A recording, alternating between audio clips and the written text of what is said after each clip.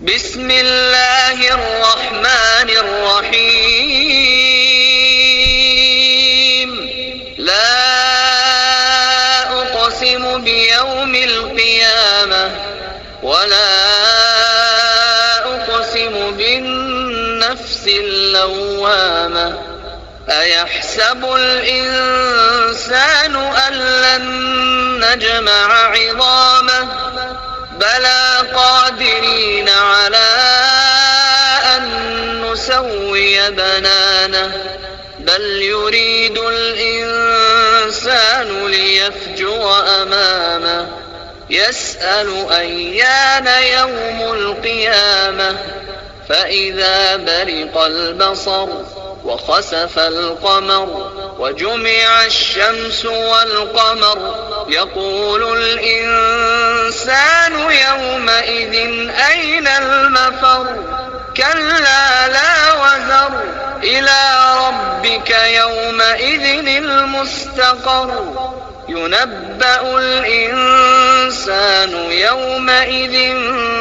بما قدم وأخر بل الإنسان على نفسه بصيرة ولو ألقى معاذيره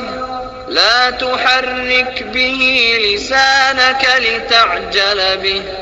إن علينا جمعه وقرآنه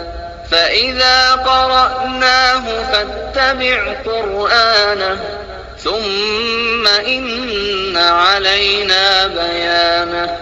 كلا بل تحبون العاجلة وتذرون الآخرة وجوه يومئذ ناظرة إلى ربها ناظرة ووجوه يومئذ باسرة تظن أن يفعل بها فاقرة كلا إذا بلغت التراقي وقيل من راق وظن أنه الفراق والتفت الساق بالساق إلى ربك يومئذ المساق فلا صدق ولا صلى ولكن كذب وتولى ثم ذهب إلى أهله يتمطى أولى لك فأولى ثم أولى لك فأولى أيحسب الإنسان أن يترك سدى ألم يك نطفة من مني يمنى ثم كان علقة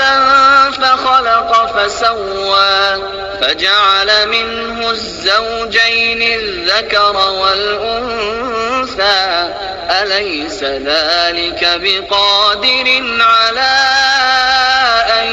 يحيي الموتى